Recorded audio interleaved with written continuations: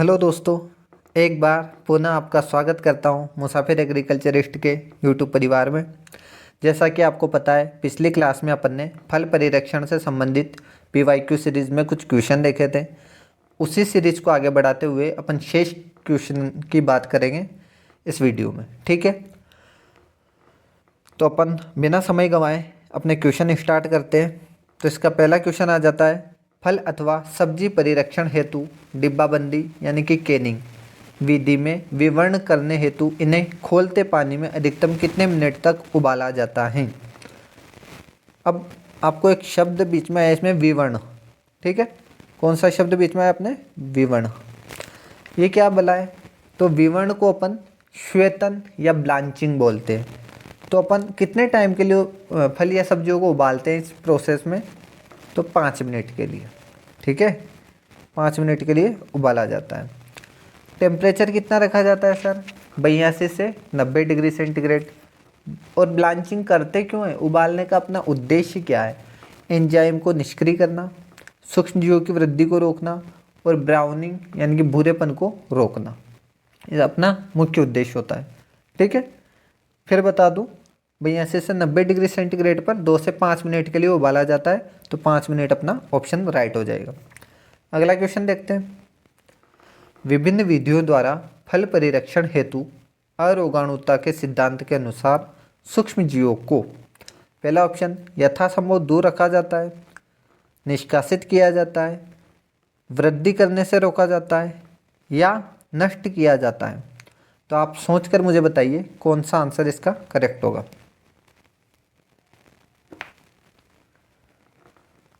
तो अरोगाणुता के सिद्धांत का अपना मुख्य उद्देश्य होता है कि रोगाणुओं को नष्ट करना। ठीक है, रोगाणुओं को नष्ट करना इसका मुख्य उद्देश्य होता है, जो फिल्ट्रेशन की विधि के माध्यम से अपन रोगाणुओं को नष्ट करते हैं। तो आप समझ गए होंगे इसका कौन सा आंसर हो जाएगा राइट? डी ऑप्शन, नष्ट किया जाता है। ठीक है, सूक्ष्म जीवों को नष्ट करना इसका मुख्य उद्देश्य।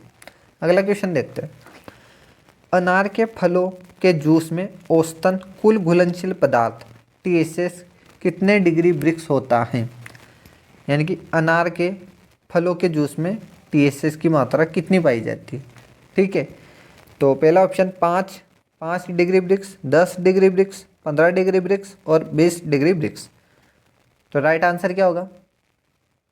इसका राइट आंसर होगा अपना सी ऑप्शन, 15 डिग्री ब्रिक्स। ठीक है, अगला क्वेश्चन, FPO 1955 के अनुसार जेम, जिसे फल पाक कहते हैं, में फल का अंश कम से कम कितने प्रतिशत होना चाहिए? ये TSS नहीं पूछ रहा है, यह पूछ रहा है फल का अंश यानी कि फल का भाग कितने प्रतिशत होता है। पहला ऑप्शन 30, दूसरा ऑप्शन 35, तीसरा ऑप्शन 40 और डी ऑप्शन अपना 45। तो राइट आंसर क्या होगा आप बताइए? इसका अपना राइट आंसर हो जाएगा 45। ठीक है, फल का भाग जेम और जेली दोनों में 45-45% रखा जाता है, जबकि TSS 65 जेली में और 68 जेम में रखा जाता है। अगला क्वेश्चन देखते हैं, 1 लीटर संतरा के जूस का पानक या स्क्वैश बनाने में कितना परिरक्षक प्रयोग किया जाता है? पहले तो अपने को देखना होगा कि उसमें कौन सा परिरक्षक उपयोग किया जाता है। तो 4 ऑप्शन है, 2.5 ग्राम KMS जिसे पोटेशियम मेटाबाइसल्फाइड कहते हैं, दूसरा ऑप्शन 2.5 ग्राम सोडियम बेंजोएट, तीसरा ऑप्शन 5 ग्राम पोटेशियम मेटाबाइसल्फाइड और डी ऑप्शन है 5 ग्राम सोडियम बेंजोएट। तो पोटेशियम मेटाबाइसल्फाइड और सोडियम बेंजोएट में अपने को पता लगाना राइट आंसर कौन सा होगा, पहले तो ये पता करना, उसके बाद उसकी मात्रा देखते हैं। तो जो संतरे का जूस होता है ना, वो रंगीन होता है। ठीक है, तो रंगीन पदार्थों में कौन सा यूज करते हैं अपन? Sodium benzoate.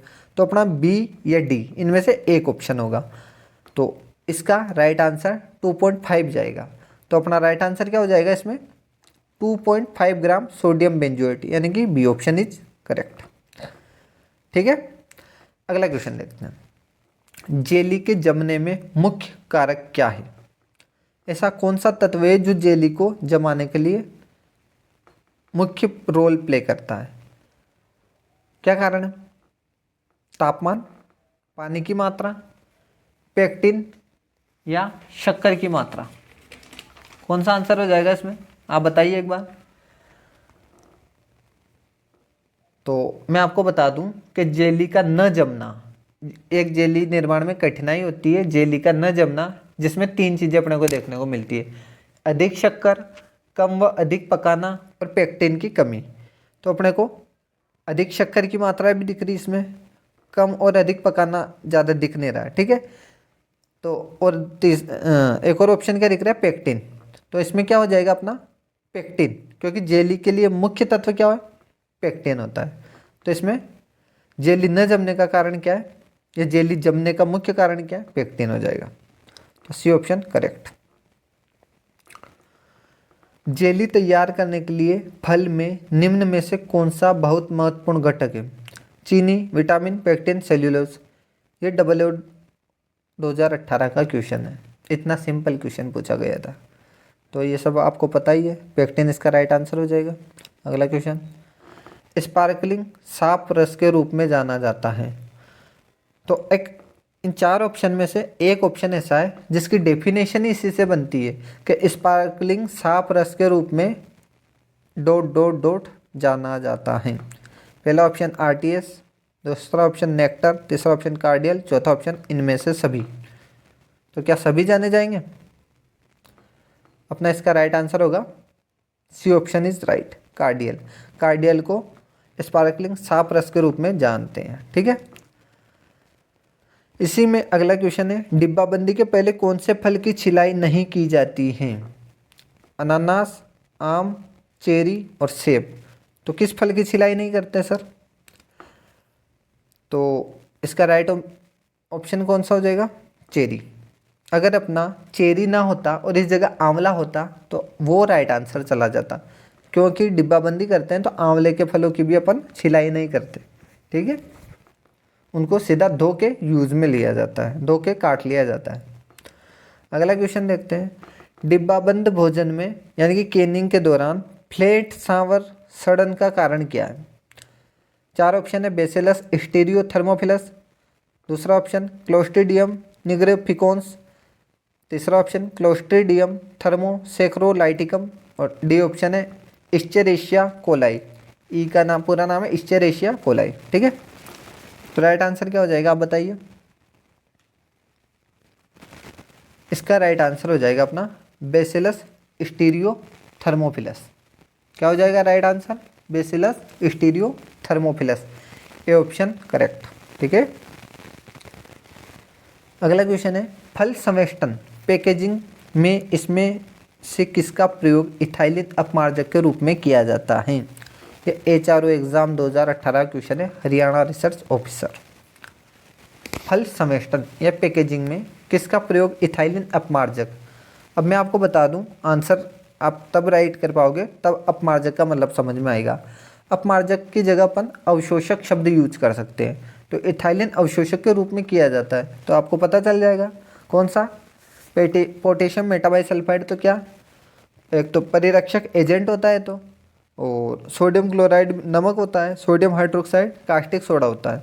तो अपना राइट आंसर कौन सा जाएगा? पोटेशियम परमैंगनेट, KMnO4 जिसे अपन कहते हैं, potassium permanganate, B option right हो जाएगा, ठीक है। अगला क्वेश्चन, भारत में खाद्य सुरक्षा एवं मानक अधिनियम फूड सेफ्टी स्टैंडर्ड एक्ट किस वर्ष लागू हुआ?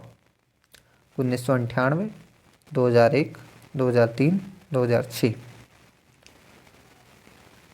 तो इसका राइट आंसर क्या हो जाएगा? 2006। इसी साल मैं आपको बता दूं, इसी साल food safety and standard authority of India FSSAI भी बना था। एक्ट के बाद में FSSAI यानी कि अथॉरिटी बनी थी, ठीक है। और इसी के साथ अगर अपन सन ध्यान रखना चाहें तो fruit preservation and Canning institute Lucknow UP में कब बना था? 1949 में बना था। और फ्रूट प्रोडक्ट ऑर्डर फल उत्पाद आदेश आया था अपना 1955 में। किस एक्ट के तहत आया था? ये आवश्यक वस्तु अधिनियम असेंशियल कमोडिटी एक्ट के तहत आया था, ठीक है। इसी के साथ prevention of food adulteration act 1954 में आया था। और प्रथम परिरक्षण प्रयोगशाला की स्थापना मुंबई में की गई थी, कब? 1920 में। आगे बढ़ते हैं। फालसा स्क्वैश को परिरक्षित रखने के लिए प्रयोग में लाया जाने वाला रासायनिक परिरक्षक होगा। फालसा या स्क्वैश को परिरक्षित करने के लिए कौन सा परिरक्षक अपन यूज करते हैं? Sodium benzoate, potassium metabisulphite, potassium permanganate, sodium alginate. तो आपको राइट आंसर बताना है, क्या होगा? आप सोच रहे हो सर ये तो हमने कहीं पढ़ा ही नहीं है, ऐसा क्वेश्चन कैसे आ गया? तो HRO एग्जाम का क्वेश्चन है। HRO एग्जाम फर्स्ट ग्रेड का एग्जाम होता है, तो इसमें काफ़ी अच्छे लेवल के क्वेश्चन पूछे जाते हैं, ठीक है। तो इसका राइट आंसर क्या हो जाएगा अपना? पहला ऑप्शन सोडियम बेंजोएट। तो सर ये अगर ऐसे क्वेश्चन आ जाए सुपरवाइजर में तो हम क्या करें? आप कुछ मत करो, 12th की बुक ला के पढ़ो। 11th 12th की बुक आप मूल किताबों के रूप में उनको ही माना जाता है, उनको ही पढ़े, उनमें ये मैटर मिल जाएगा। मैं आपको बता देता हूँ, इसका सोर्स मैंने लिया था, ये 12th की बुक के पेज नंबर 184 पर आप देख सकते हो। यहाँ लिखा है फालसा व जामुन में परिरक्षक पदार्थ सोडियम बेंजोएट का प्रयोग किया जाता है। फालसा और जामुन में सोडियम बेंजोएट, बाकी अन्य फलों में KMS यानी कि पोटेशियम मेटाबाइसल्फाइड का उपयोग करेंगे, ठीक है। ये हो गया क्वेश्चन अपना। आगे बढ़ते हैं।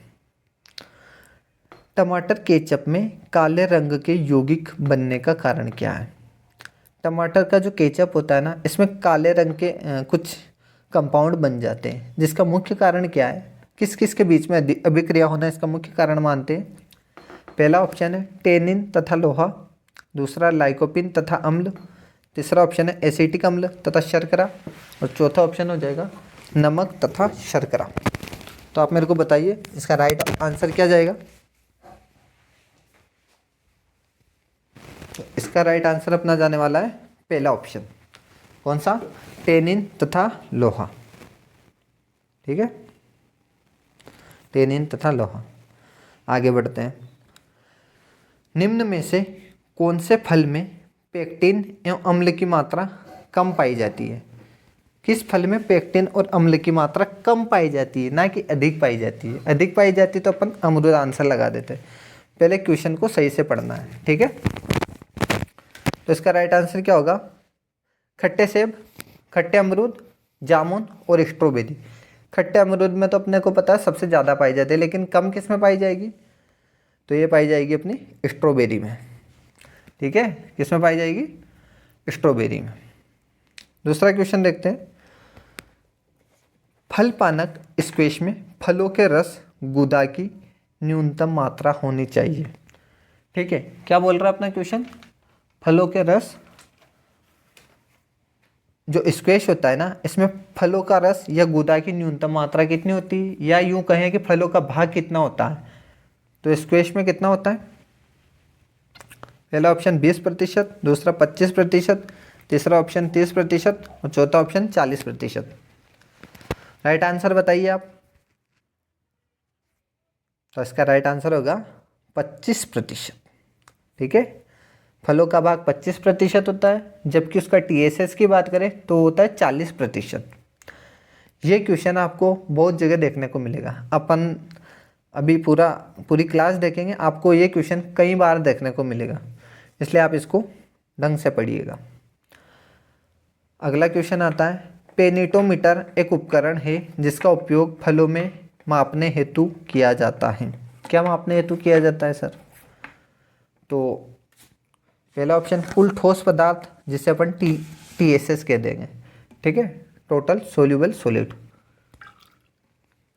अगला ऑप्शन शर्करा और अम्ल अनुपात, तीसरा ऑप्शन अम्लता और चौथा अनुपात दृढ़ता, जिसे फर्मनेस कहते हैं, ठीक है। बताओ आप किससे मेजर करेंगे?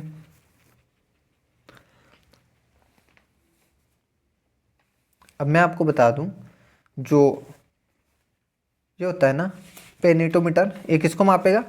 कुल ठोस पदार्थ। TSS को तो कौन मापेगा? रिफ्रैक्टोमीटर। TSS को किससे मेजर करते हैं? रिफ्रैक्टोमीटर से, ठीक है। इसी के साथ अम्लता को अपन pH से मेजर करते हैं, और शर्करा को अपन ब्रिक्स हाइड्रोमीटर से मेजर करते हैं। डी ऑप्शन अपना राइट आंसर चला जाएगा। दृढ़ता, फर्मनेस को ही मापता है, ठीक है, फल कितना कठोर है इस चीज़ को मापेगा। या पका हुआ है या नहीं है। ठीक है।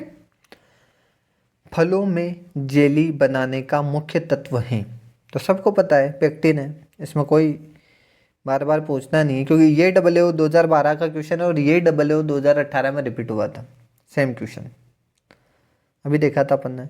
अगला क्वेश्चन, निम्न में से कौन सा फल अवलेह बनाने के लिए सबसे उपयुक्त है। ठीक है, तो कौन सा अवलेह, जेली को बोलते हैं। जेली अमरूद की अच्छी बनाई जाती है, क्योंकि अमरूद में पेक्टिन और अम्ल अच्छी मात्रा में पाए जाते हैं, पेक्टिन प्लस अम्ल, ध्यान रखना। तो इसका राइट आंसर कौन सा होगा अपना, अमरूद। आगे बढ़ते हैं। पानक स्क्वैश में न्यूनतम कुल घुलनशील ठोस होता है। अभी थोड़ी देर पहले पानक में क्या पूछा था, फल का भाग पूछा था, जो कितना था, 25%। अब पूछ रहा है TSS। तो मैंने आपको अभी बताया था कि इन दोनों, ये क्वेश्चन बहुत सी बार और लगभग सारे एग्जामों में देखने को मिलेगा। तो अपना इसका राइट आंसर क्या हो जाएगा, 40 से 50, 20 से 30, 25 से 35 या 50 से 60, कौन सा होगा। TSS पूछ रहा है तो 40 से 50% वाला आंसर होगा। ठीक है, ये ऑप्शन इज राइट। अगला क्वेश्चन देखते हैं। टूटी फ्रूटी है एक, टूटी फ्रूटी के रूप में किसे जाना जाता है, जेम को, जेली को, कैंडी को या शरबत को। ये एग्रीकल्चर सुपरवाइजर जो एग्रीकल्चर यूनिवर्सिटी जोधपुर ने करवाया था एग्जाम 2018 में, उसका क्वेश्चन है। इसका राइट आंसर क्या होगा, जेम। जेम को टूटी फ्रूटी के रूप में जाना जाता है। ये रिपीट हो जाता है क्वेश्चन, इसलिए ध्यान रखना आप। फल परिरक्षण, फ्रूट प्रिजर्वेशन में सिरका किस भाग में प्रयोग किया जाता है। फल परिरक्षण जब करते हैं ना, तो सिरके की कितनी मात्रा अपन यूज में लेते हैं, कितने लेते हैं, 2%, 4%, 1% या 1% से कम। तो राइट आंसर बताइए आप, 2%। कितने लेते हैं, 2%। ठीक है, ये ऑप्शन इज करेक्ट। दूसरा क्वेश्चन, जेली बनाने में कौन सा अम्ल प्रयोग किया जाता है, एसिटिक अम्ल, साइट्रिक अम्ल, लैक्टिक अम्ल या उपरोक्त सभी। इसका राइट आंसर क्या हो जाएगा,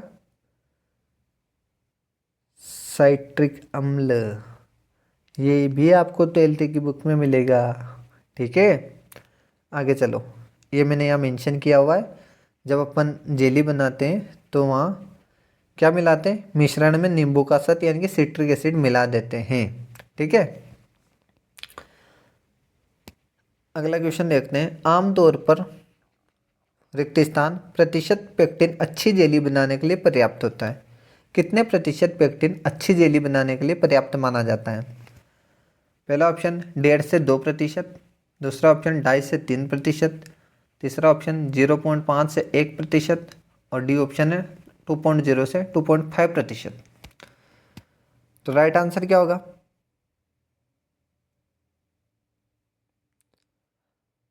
राइट आंसर होगा अपना सी ऑप्शन। ये अभी मैं आपको सोर्स दिखाऊंगा इसका, ये भी 12th की बुक से डायरेक्ट क्वेश्चन उठाया गया। ये एग्रीकल्चर सुपरवाइजर 2021 का क्वेश्चन है, कितने डीप तरीके से क्वेश्चन पूछा गया है आप देख सकते हो। ठीक है, हाँ ये यहाँ पे दे रखा है, जेली के मुख्य अंश, जिसमें पेक्टिन का अंश कितना होना चाहिए, इसमें पेक्टिन का अंश होना चाहिए 1%। देखा, आपको 11th-12th की बुक को साथ में रखते हुए ही पढ़ना है, क्योंकि सारे क्वेश्चन जो माइनर क्वेश्चन होते हैं यानी कि जो बिल्कुल बारीक क्वेश्चन होते हैं वो यहाँ से उठा लिए जाते हैं। अगला क्वेश्चन देखते हैं। जेम में साधारणतः TSS कितने प्रतिशत होता है, तो सबको पता है 68% होता है। बार बार ये क्वेश्चन घूमते रहते हैं। ठीक है, और आप बोलोगे कि सर आजकल तो पेपर का ट्रेंड जो चेंज हो गया है, अब हम क्या करें इसका। तो इसके लिए कुछ नहीं करना है, पेपर का ट्रेंड कितना भी चेंज हो जाए, अपने क्वेश्चन जो आते हैं वो सिलेबस में से ही आते हैं। तो आपको सिलेबस को बिल्कुल बारीकी से पढ़ना है। वो कितने ही कथन बना दे, कितने ही कारण बना दे, कितने सत्य असत्य वाले क्वेश्चन पूछ ले, उससे कोई फर्क नहीं पड़ता अगर आपने पेपर, आपने बुक को या अपने नोट्सों को अच्छे से पढ़ा है। बिल्कुल बारीकी से पढ़ना है, एक एक चीज़ को आप छोड़ कुछ भी नहीं सकते। ठीक है, अगला क्वेश्चन देखते हैं। डिब्बाबंदी का पिता किसे कहा जाता है, Saddington, Peter Durand, N Appert, William Underwood. ये फर्स्ट ग्रेड 2022 का क्वेश्चन है, ठीक है। तो इसका राइट आंसर क्या होगा, आप सबको पता है, निकोलस एपर्ट। निकोलस एपर्ट कब 1804 में सबसे पहले डिब्बाबंदी की, इसलिए डिब्बाबंदी का इनको फादर कह देते हैं, यानी कि केनिंग का फादर कह देते हैं। और डिब्बाबंदी की प्रक्रिया को एपर्टाइजिंग बोला जाता है, ठीक है। इसी के साथ अपने 1817 में डिब्बाबंदी की प्रक्रिया को व्यावसायिक तरीके से किसने उपयोग किया था, तो वो किया था विलियम अंडरवुड ने। किसने, विलियम अंडरवुड ने व्यावसायिक तरीके से यूज किया था। तो अपना राइट आंसर कौन सा हो जाएगा, निकोलस एपर्ट हो जाएगा अपना, डिब्बाबंदी के पिता के रूप में। तो अगर व्यावसायीकरण पूछे तो विलियम अंडरवुड। अगला क्वेश्चन है, अस्थायी परिरक्षण विधि में चीनी की मात्रा कितने प्रतिशत होती है। स्थायी परिरक्षण नहीं पूछ रहा है, ये कौन सा परिरक्षण पूछ रहा है, अस्थायी परिरक्षण। इसमें चीनी की मात्रा कितनी होती है, 20 से 22%, 25 से 30%, 32 से 40% या 42 से 50%। अगर अपने को स्थायी पूछा होता तो अपन 65% से अधिक लगा देते, लेकिन इसने अस्थायी परिरक्षण पूछा है। इसका राइट आंसर क्या होगा, ये भी फर्स्ट ग्रेड 2022 का क्वेश्चन है। इस क्वेश्चन का मैं आपको सोर्स बताऊंगा, ये कहाँ से मिलेगा, ठीक है। तो इसका राइट आंसर हो जाएगा अपना 42 से 50%। अब मैं आपको बताता हूँ, ये 12th की बुक में मेंशन है। देखो, मृदु प्रतिरोधी पदार्थों का प्रयोग, मृदु प्रतिरोधी अस्थायी विधि में आते हैं, जिसमें नमक, चीनी और सिरका आता है। नमक की मात्रा 6 से 8% यूज करते हैं, चीनी की 42 से 50% यूज करते हैं, और सिरका की मात्रा 0.5 से 1.5% यूज करते हैं, ठीक है। अगला क्वेश्चन देखते हैं, शक्कर किस सिद्धांत के तहत एक परिरक्षक का कार्य करती है। वाष्पोत्सर्जन, दूसरा फैलाव, तीसरा परासरण और चौथा अधिशोषण, एडसोर्प्शन। तो मैं आपको बता दूं, शक्कर और नमक दोनों एक ही सिद्धांत पर काम करते हैं। वो सिद्धांत है ऑस्मोसिस, यानी कि यह एब्जॉर्व करने का, किसी भी, जैसे इनको किसी भी परिरक्षण के रूप में इनको यूज किया जाता है, तो फल और सब्जियों में क्या करते हैं, जल को अवशोषित करने का काम करते हैं, ठीक है। यानी कि उस फल से या सब्जी से जल को अवशोषित करते हैं, जिससे उसमें जल की मात्रा कम हो जाए, नमी की मात्रा कम हो जाए और उसमें सूक्ष्म जीव का प्रकोप कम हो। अगला क्वेश्चन देखते हैं, इसका राइट आंसर अपना हो जाएगा सी ऑप्शन, ठीक है, परासरण, ऑस्मोसिस। जबकि तेल अवायवीय सिद्धांत पर काम करता है और सिट्रिक अम्ल अम्लता के सिद्धांत पर काम करता है। रंगीन प्रसंस्कृत उत्पादों के संरक्षण के लिए किस रसायन का उपयोग किया जाता है। रंगीन के बाद पूछ रहा है, ना कि रंगहीन की। तो रंगीन में कौन सा उपयोग किया जाएगा, सोडियम बेंजोएट। इसमें कुछ पढ़ना ही नहीं है, ये तो आपको याद रखना है, क्योंकि ये क्वेश्चन बार बार पूछा जाता है। एफपीओ विनिर्देशों के अनुसार जीएम का टीएसएस प्रतिशत क्या है। एफपीओ विनिर्देशों के अनुसार जीएम का टीएसएस प्रतिशत 45%। टीएसएस पूछ रहा है टोटल सोल्यूबल सॉलिड, ठीक है, 58%, 68% और 75%। तो राइट आंसर क्या होगा, 68%, क्योंकि 45% तो क्या है, फल का भाग होता है। अगला क्वेश्चन देखते हैं सर, सीए भंडारण किस पद्धति पर आधारित है। अब मैं आपको बता दूं, सीए का मतलब क्या है, कंट्रोल्ड एटमॉस्फेयर। जब अपन भंडारण करते हैं स्टोरेज में, तो वहाँ कंट्रोल्ड एटमॉस्फेयर होता है। जो एटमॉस्फेयर होता है वो बिल्कुल कंट्रोल किया जाता है, टेम्परेचर, ह्यूमिडिटी सभी को। फल या सब्जियों की अलग अलग उनकी वेराइटी के अकॉर्डिंग उनको, वेराइटी कहे या फल सब्जियों की मात्रा के अकॉर्डिंग उनको भंडारित किया जाता है।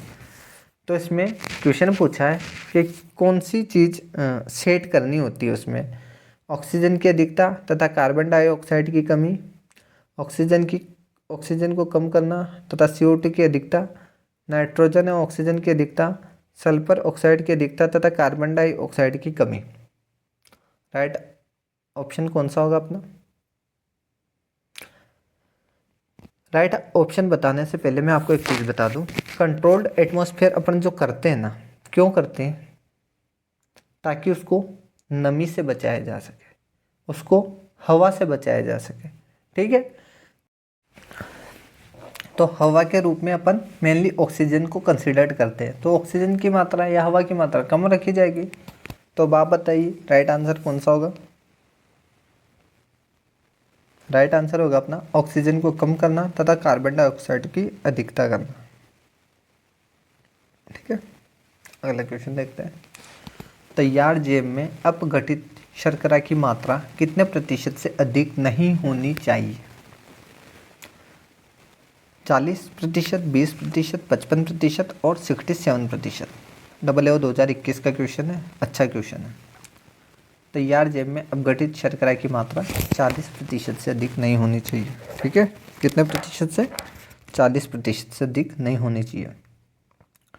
तो राइट आंसर कौन सा होगा? A option. प्रसंस्करण के उपरांत, उपरांत का मतलब होता है बाद में, डब्बों को तेजी से ठंडा किया जाता है। AAO 2021 का क्वेश्चन है, अच्छे लेवल का क्वेश्चन है।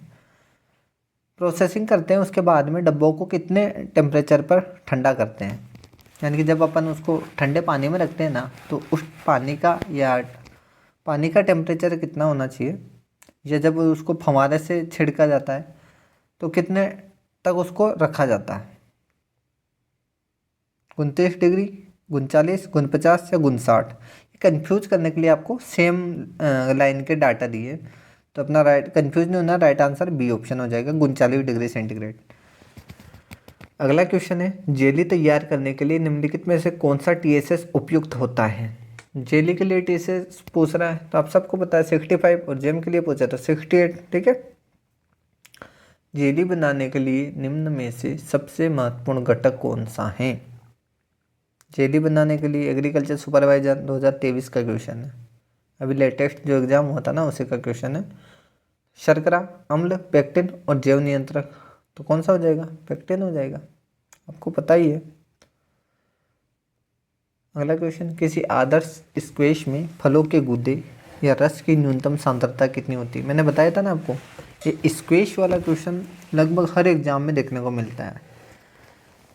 तो पहला ऑप्शन है 10%, दूसरा 15%, तीसरा 25% और चौथा 50%। तो पहली बात तो यहाँ पे 40% ऑप्शन वाला दिख नहीं रहा है, तो अपन आँख बंद करके अगर क्वेश्चन ना भी पढ़े तो 25%, स्क्वैश देखते ही 25 लगा सकते हैं, लेकिन अपने को क्वेश्चन पढ़ना पड़ेगा। इसने पूछा है फलों के गुदे में, यानी कि फलों का भाग पूछा है, तो 25%। TSS पूछता तो 40% हो जाता, तो अपना राइट आंसर सी ऑप्शन। फल उत्पाद आदेश किस वर्ष स्वीकृत किया गया।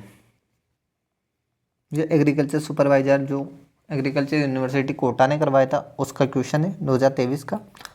कब करवाया, कब स्वीकृत किया गया फल उत्पाद आदेश, जिसे FPO के रूप में जानते हैं, fruit product order, fruit product order. ठीक है, पहला ऑप्शन 1950, दूसरा ऑप्शन 1955, तीसरा ऑप्शन 1960 और चौथा ऑप्शन 1965। तो राइट आंसर कौन सा होगा?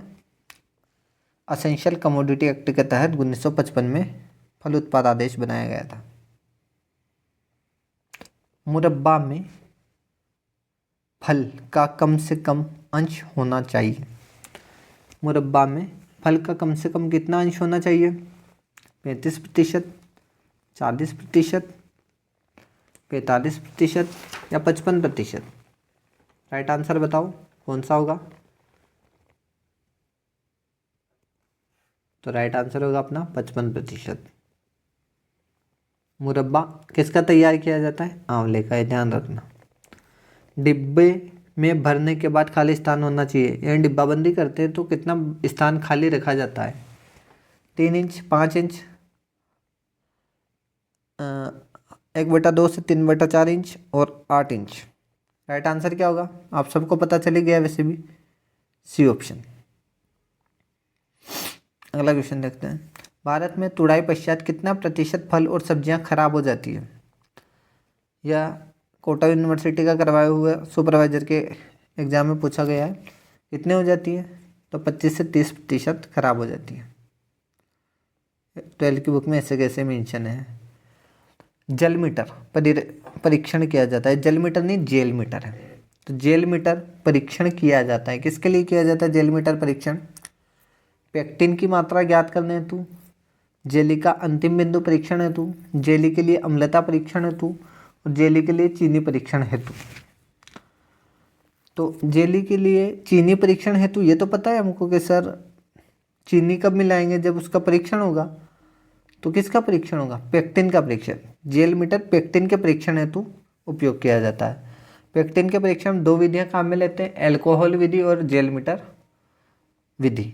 जेल मीटर का सर्वाधिक उपयोग करते हैं, ठीक है। तो इसका राइट आंसर होगा अपना ए ऑप्शन, पेक्टिन परीक्षण हेतु। अगला क्वेश्चन देखते हैं, पानक में फल रस होता है। वापस वही बात पूछ ली इसने, स्क्वैश में फल रस कितना होता है?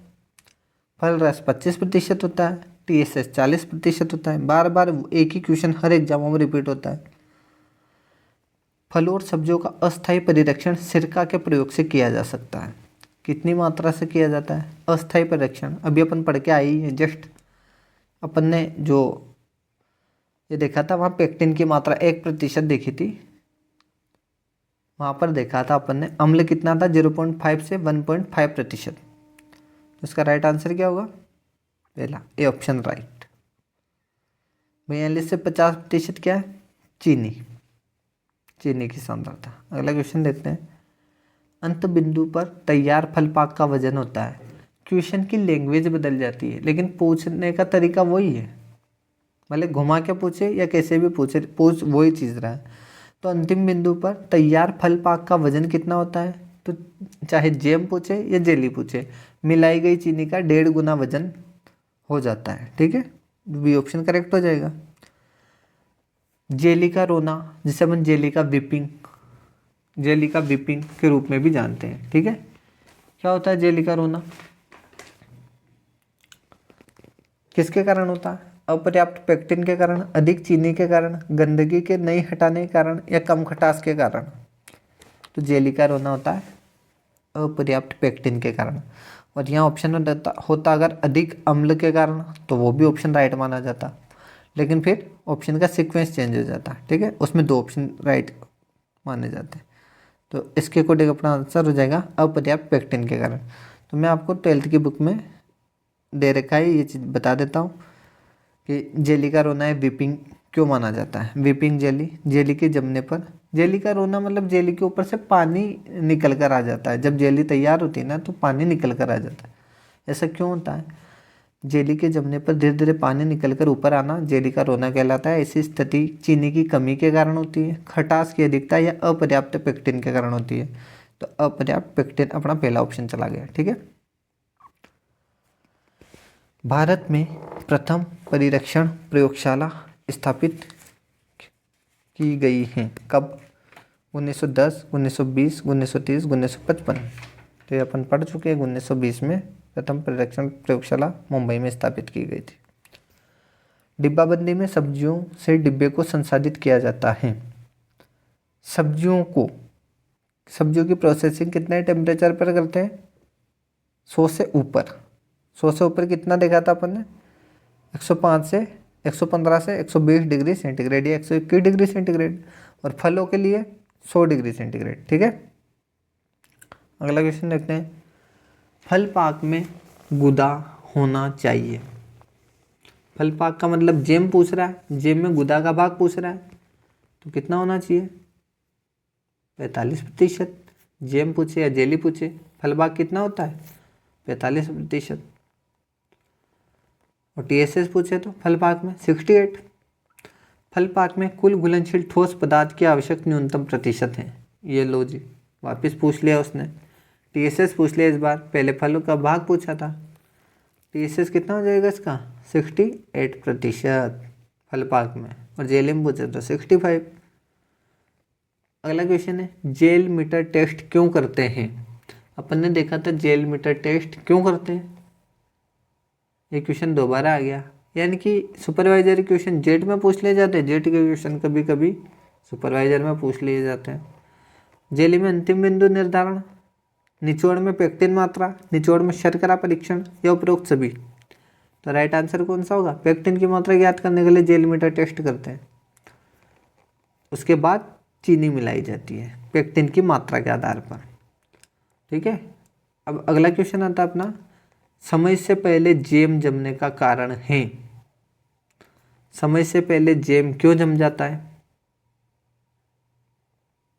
कम टीएसएस, उच्च शर्करा, कम पेक्टिन या उच्च अम्ल। जेली न जमने का कारण है अपर्याप्त पेक्टिन, लेकिन जैम जमने का कारण क्या है? कम टीएसएस। समय से पहले ही जम गया, इसका कारण है कम टीएसएस। पहला ऑप्शन राइट हो जाएगा। ठीक है, तो ये अपने क्वेश्चन ख़त्म हुए और इसी के साथ ये अपना टॉपिक ख़त्म होता है। आप इन सभी क्वेश्चन को एक बार और देखना।